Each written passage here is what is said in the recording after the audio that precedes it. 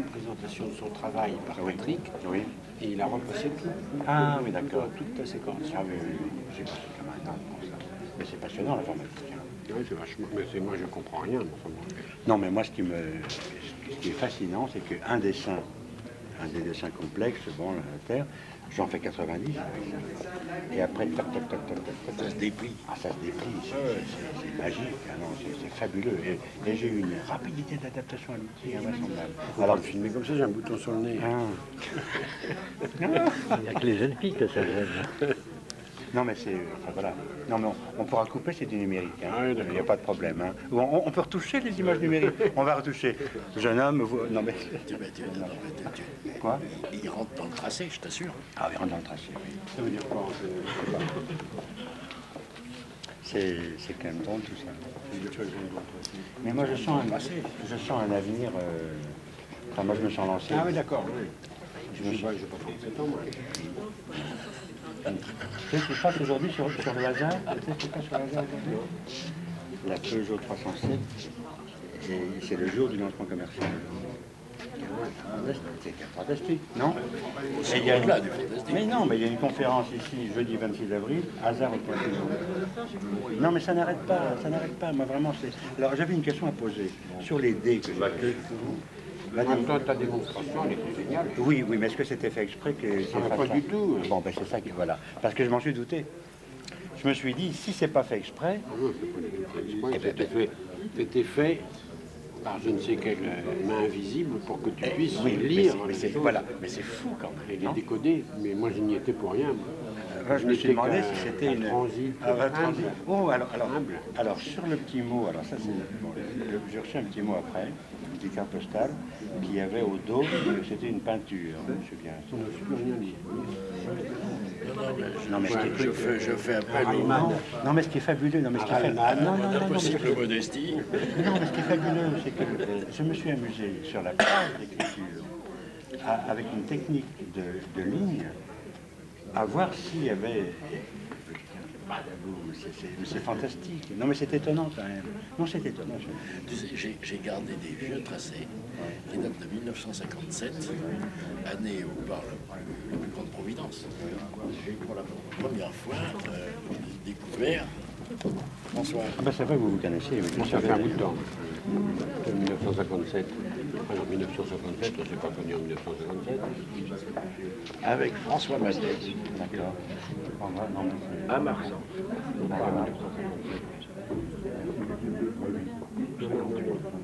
Non, non, toujours de 10 ans. Ah bah non. Mais si. J'étais trop fier. Combien de temps? Moi, je suis venu voir François Maté. Je suis arrivé pour voir François Maté en 67. 67-68.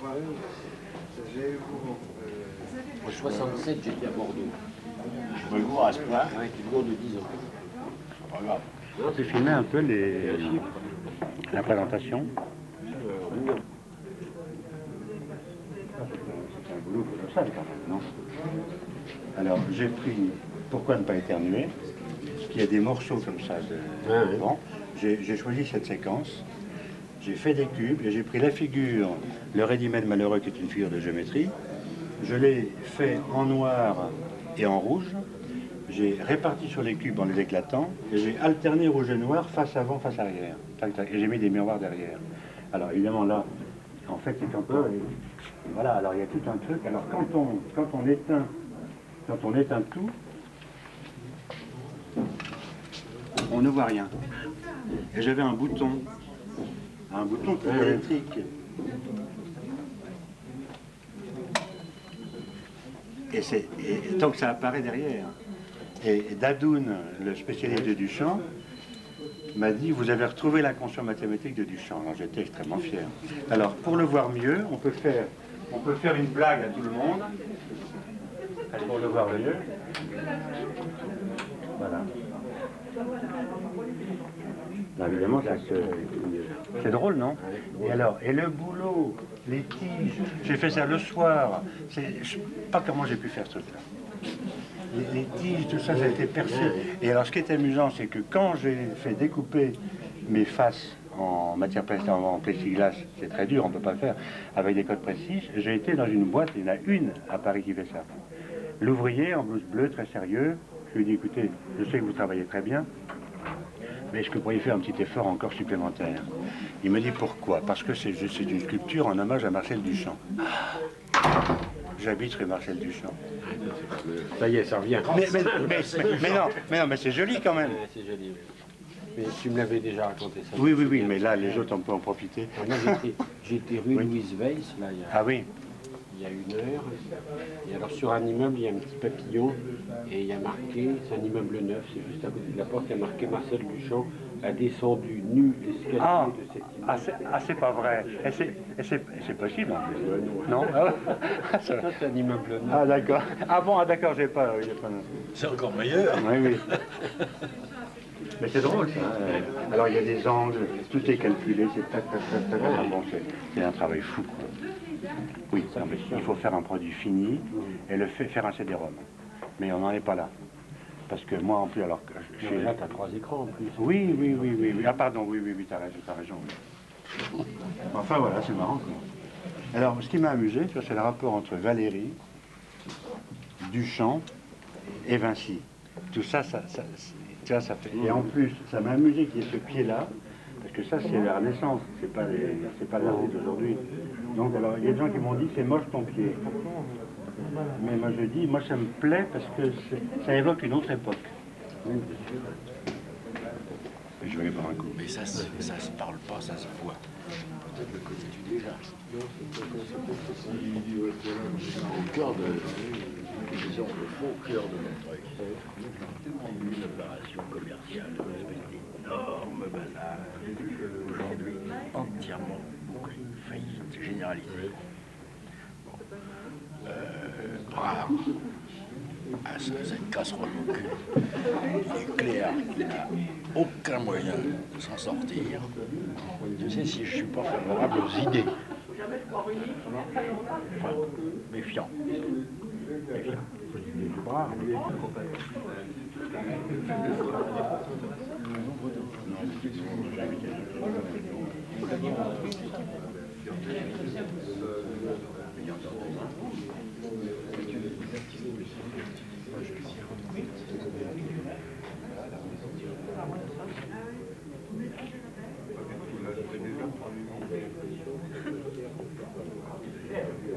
J'aurais aimé que les personnes se déplacent.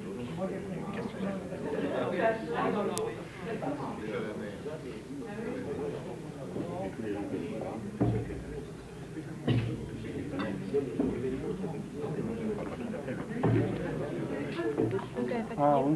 Donc la Mathieu ne venait pas ce soir, mais qu'elle serait passée. Cécile doit passer normalement. Moi j'ai appelé, je t'ai cherché pour Oui, il est parti, oui. Fou. Non, je suis attiré par sa dissymétrie. Ah oui, bien sûr, oui. Voilà. La symétrie, Oui, enfin, me met mal à l'aise. mais il y a beaucoup de dissymétrie. C'est une alliance symétrie-dissymétrie. Il y a la symétrie, bien sûr, aussi, mais il y a ça, c'est le mariage au Pirelli. Il y a des dissymétries fantastiques aussi. Alors c'est une alliance symétrie-dissymétrie, en fait. Tu vois, mais évidemment, le figure vulcain est symétrique, j'ai ça. D'accord, mais ça, c'est totalement symétrique. Mais il y a ce jeu curieux, justement, de trouver une figure symétrique dans le désordre.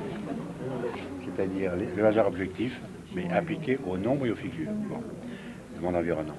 Et curieusement, avec des péripéties que je vais faire un livre là-dessus d'ailleurs, j'ai même un éditeur déjà, curieusement, ça aboutit à une figure mathématiquement totalement définie géométrique, qui est la figure que j'ai appelée Vulcain. C'était un ami qui m'avait dit, bon, peu importe, qui a la propriété d'avoir 3 angles de 37 degrés, comme ça, et l'angle au-dessus fait 111, c'est-à-dire 3 fois 37. Or, 37 est égal à 111 sur 3. 1 sur 3. Alors, si on veut s'amuser, c'est le mystère de la Trinité. 3 en 1, 1 en 3. Non, mais il y a des corrélations avec tout ça. Le début de la numérologie. Oui, mais c'est même je refuse la numérologie. Tout ça. Par contre, le jeu avec les nombres, ça m'intéresse. J'aime bien jouer avec les nombres. Mais c'est pas tout le temps que il n'empêche que j'observe. Donc, cette figure Vulcain a émergé différentes choses, et après des histoires extrêmement poétiques. Par exemple, le jour où j'ai trouvé la figure du 15 mathématiquement totale, c'était encore une approximation, j'avais un certain rapport 1,4, et en fait c'est 1,37. Je n'avais pas trouvé ça en long. C'est arrivé ça un dimanche dans le département de musée, mais la veille, quand j'étais arrivé là-bas, j'avais vu à Noël un papillon vulcain volter sur la vitre de l'immense salon qui m'avait frappé, un papillon d'abord vulcain. Donc c'est là en Breton, c'est pas dans les mathématiques. Un papillon vulcain qui vole un 25 décembre sur une vitre dans le département de 27. Et je m'étais dit, oh là là, il va se passer quelque chose. Mais non, mais sans blague, je suis très sincère. Et le lendemain, je montrais une pierre à ses amis, où il y avait des visages et tout, j'ai plein de choses encore. Et il y avait un gosse sous la table, 9 ans. Il dit rien. Puis il s'en va. Il revient avec 3 pierres. Parce que ça, une pierre. Les enfants sont comme ça. Il m'en donne une. Et dessus, il y avait pratiquement dessiné la figure du vulcain. Et ça m'a donné l'idée de s'en rendre. Regarde le cerveau. Et les ancêtres, la biologie, etc. Ouais. Et ensuite, une mise en forme de type géométrique. Ce qui est curieux, en 2 mots, c'est que sur des images totalement de hasard, comme la Terre, qui est là, cette figure se construit en quelques crayons, boum, boum, boum, ça arrive, ça c'est une propriété. C'est une propriété. Mais il y a une deuxième chose étonnante là-dedans, c'est que quand j'applique cette méthode, une méthode de Shanshas, qui n'est pas de mathématicien, la méthode du Shanshas, c'est-à-dire qu'il sent, il regarde, voilà, ça, je trace, comment j'applique cette méthode? Ensuite, à la géométrie pure, ce qui est le cas de ce dessin, et de l'autre qui est là-bas, j'obtiens des résultats étranges que je calcule après par l'analytique. Je suis en dessous du 200e, la précision. Je ne prétends pas être mais le 200e pour les tracer, ça suffit. Eh bien, un point comme celui-ci, qui est un espèce de centre de rayonnement qui construit la figure, un point comme celui-là, ça et ça qui sont sur ce cercle de rayon 1, il n'y a aucune raison que ça se passe. C'est-à-dire, je le trouve, on ne peut pas le trouver si on est mathématicien. On peut le trouver si on est surréel, si on est pata mathématique, pata géomètre.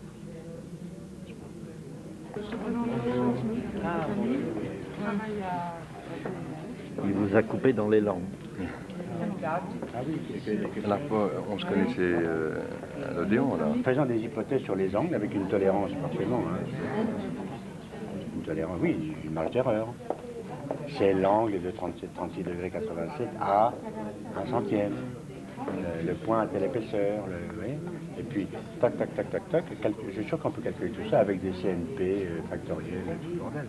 Ça, je suis sûr. Non? Qu'en pensez-vous? Oui, j'entends. D'ailleurs, j'ai commencé à essayer de le poser il y a très longtemps, et puis j'ai préféré dessiner que faire des maths. Je préférais accumuler, parce que vous faites 3 dessins comme ça. Bon, mais quand il y en a 50, ça commence à interroger. Et il faut avoir fait les 50. Donc avant de calculer, il faut en faire 50, et quand on en a fait 3. Ça a été ça. Cela étant dit, votre démarche me fait penser effectivement à la démarche de le culte. Oui. Vous avez un phénomène, d'accord? Vous avez des points. Vous avez 2 tentations. La première est d'aller vers les mathématiques et de voir exactement est-ce que c'est réalisable ou non. Bon, vous préférez, ça c'est une démarche intéressante de point de vue psychologique, vous préférez le transformer en objet et par conséquent éluder la vraie question. Attendez. À savoir, est-ce possible, vous transformez un objet d'art et vous en faites une hypothèse non vérifiable, vous dites qu'il y a quelque chose qui est caché derrière. Ce message. Oui, je comprends. Et ça, c'est typiquement occulte, à mon avis. Oui, mais attendez. Je ne suis pas à 100% de ça. Ah, je ne sais pas si vous diriez de manière philosophique. À 60%. C'est la démarche. Oui, c'est la démarche. Mais il se trouve que quand j'ai commencé, je ne pensais pas du tout faire des dessins artistiques. Ce sont les gens qui, en les voyant, m'ont dit tu devrais, etc. Mais moi, mon premier but, les premiers dessins que j'ai faits, je mettais des couleurs uniquement pour différencier Ah non, mais très sincèrement. Non, j'ai pas du tout cherché comme ça. Et puis les gens, comme c'est beau, tu devrais exposer. Bon, on m'a dit ça. Ça fait 8 ans qu'on me dit ça. Mais ma première démarche était l'expérimentation scientifique et contradictoirement scientifique. C'est-à-dire, en effet, qu'est-ce qu'il y a derrière peut-être. Enfin, j'étais étonné par le fonctionnement du monde. Voilà. Parce que le fonctionnement du monde, quand il associe des choses en sautant du coq à l'âne, en faisant un numéro de bus qui passe, c'est la même heure, au moment où quelqu'un vous dit, bon, c'est bizarre quand même. Quand c'est à un degré extrêmement fort, ça je ne raconte pas, mais j'ai déjà écrit tout ça, parfois c'est vertigineux. C'est marrant. C'est vertigineux. Cela étant dit, dans le monde réel, les lignes droites n'existent pas. Oui, complètement. C'est une autre piste. Non, mais bien entendu. Mais à mon échelle, à la précision de ma main, la courbure occasionnée au rayon lumineux par Vénus ne m'est pas perceptible. Einstein peut dormir sur ses 2 heures. Et beaucoup d'autres. Et beaucoup d'autres. Très intéressant, je suis vraiment désolé d'être réducteur, c'est plutôt ma manière de réfléchir, dont je n'arrive pas à saisir le concept. Parce qu'il y a une démarche très intéressante de l'œuvre qui consiste à construire. En fait, c'est dans la construction qui est la valeur. Oui. Plus encore que dans la représentation finale. Oui, bien sûr, tout à fait. Et c'est une démarche pour moi, j'espère que je n'ai pas réduit. Mais écoutez, toute parole est réductrice, on l'exprime. Cela étant dit, moi, c'est aux spécialistes d'art. Alors, la question, comment franchir le pas pour aller au-devant de... là, c'est mon début. Et comment créer une émotion? Parce qu'après tout, l'objet d'art aussi consiste à créer une émotion. Là, ça ne m'appartient pas. Moi, je pense... Enfin, si. Celui qui est là-bas, par exemple. Oui. Pour moi, il crée une émotion. Je pense qu'il... Bon, il y a des choses là-dedans. Bon, voilà. Et je sais que je ne pourrais pas l'obtenir autrement que quand je l'ai fait. C'est pas gratuit. Parce que quand on fait de l'abstrait gratuit, on met des lignes, des angles, des trucs, etc. Mais quand c'est réussi, c'est jamais gratuit. Oui. Il y a...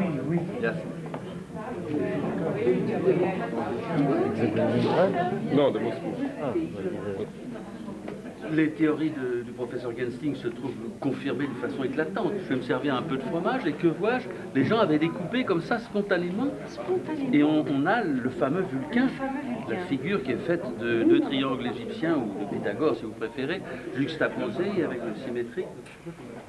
Mais c'est la journée qui est extraordinaire. Prodigieux. C'était sans doute un pique-nique et en fait c'était dans une galerie avec des Vulcains. Je ne comprenais pas ce qu'ils faisaient. On trouvera peut-être alors à ce moment-là des phénomènes inexplicables qui sont marqués signé Vulcain par exemple. Ça peut arriver. Alors que Camembert a été découpé de la façon la plus banale. Oh, mais attention, permettez monsieur, nous avons un angle de 104 degrés là. Pas tout à fait, attendez. 104 degrés, c'est un peu plus... Voilà, 104,90. Nous avons ici 104 degrés, qui est précisément l'angle obtus du Vulcain.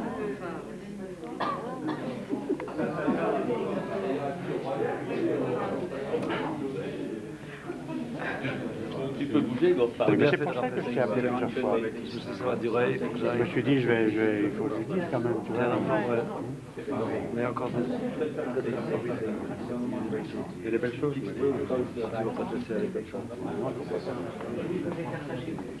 J'ai cru, je crois.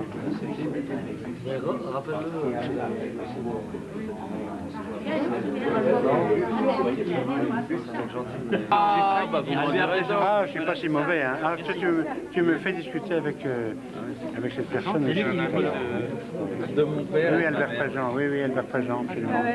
C'est bien.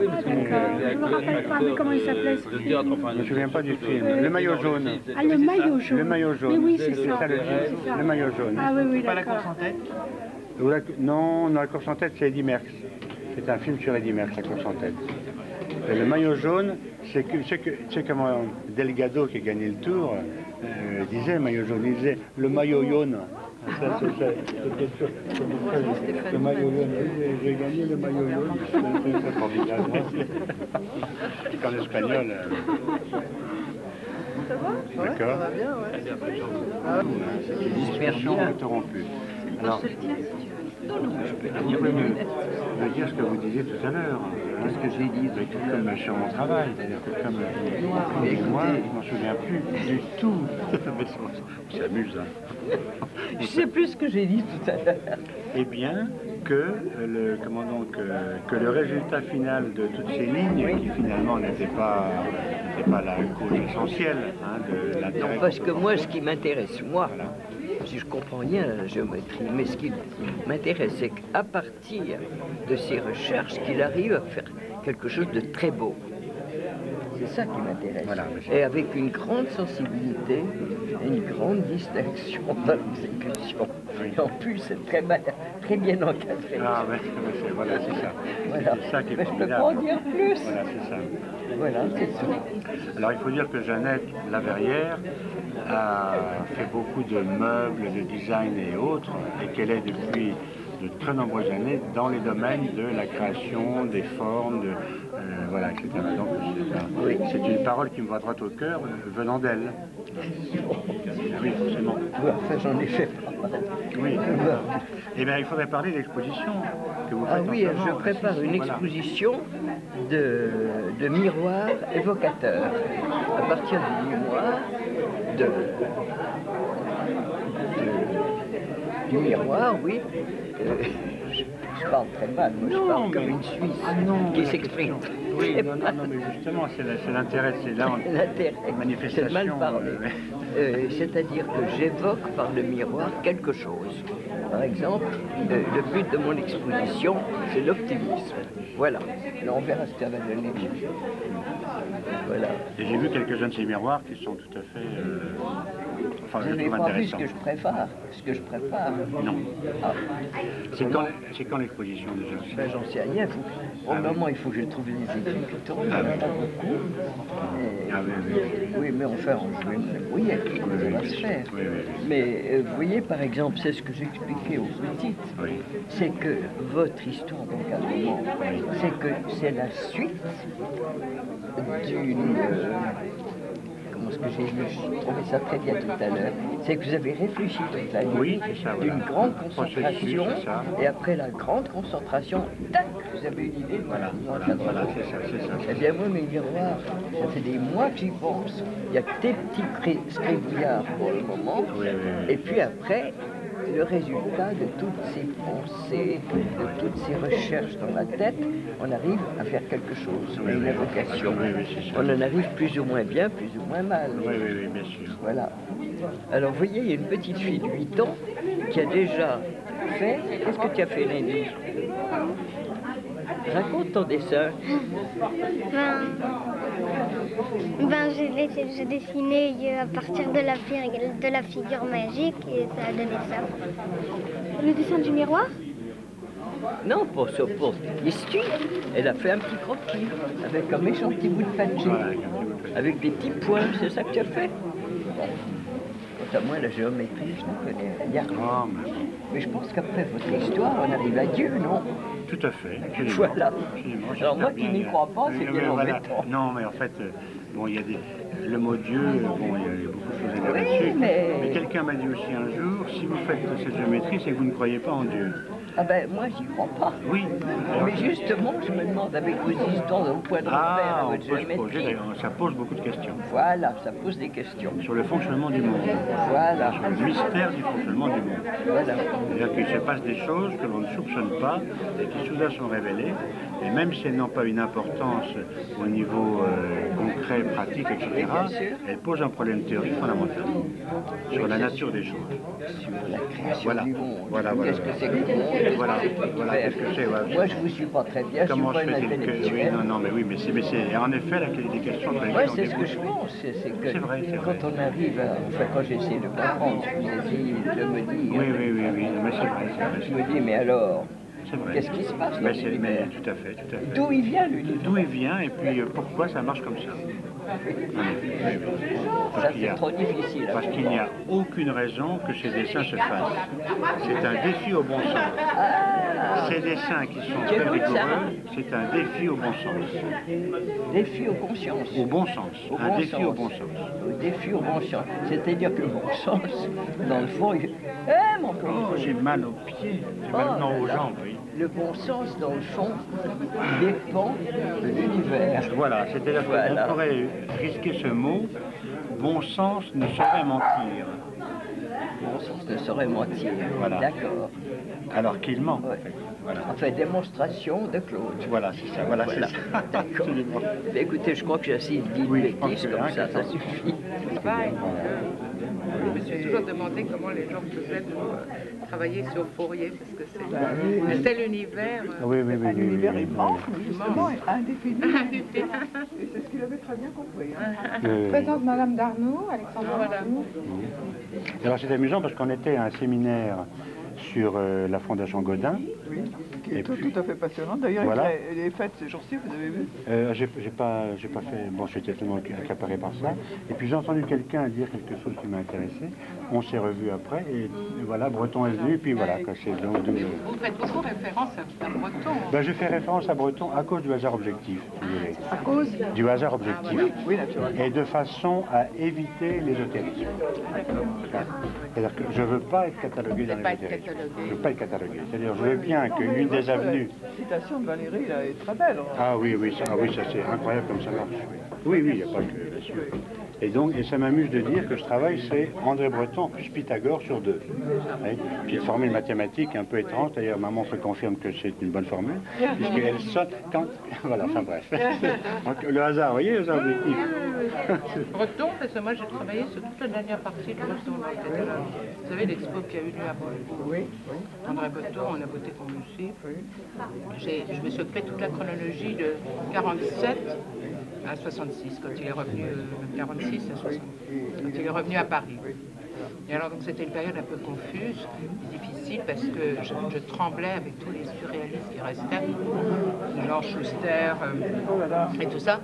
Et ils m'ont pas, vraiment, je n'ai pas eu un problème quand ça a été. Alors vraiment, je me suis dit, bon, ça va. Et bon, ils sont tous morts. J'avais demandé à Aude qu'elle me trouve l'article que je lui ai écrit dans les temps modernes et qu'il avait annoté juste dans les dernières années. C'est le dernier moment. Vous en avez parlé. Vous l'avez pas trouvé?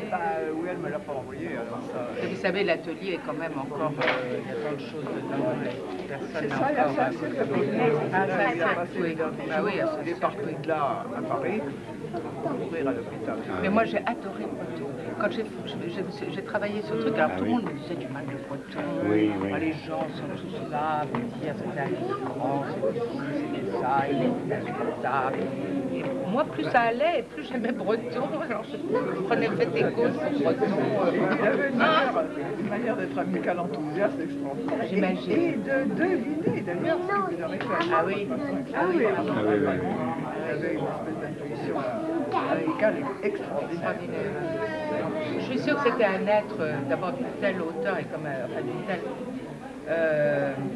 d'un tel désintéressement, d'un tel détachement, d'un tel... Il n'avait rien eu. Quand il excluait les artistes, quand il excluait certains et tout ça, c'est parce que il tenait à une certaine passion qu'il avait, et il a tout sacrifié quand même. Alors politiquement, il a été parfait aussi. Alors, politiquement, il a été le seul intellectuel sur cette période, a été le seul qui est sinon le seul, enfin, un des seuls. Et ça, moi, je l'ai beaucoup mis dans cette chronologie, j'ai tout tenu à le mentionner. J'ai lu tous les tracts de José Pierre, tous lus, alors vous savez, avec lui aussi. C'est effrayant, surtout. Et comment, avec Schuster, il y a quelque chose qui est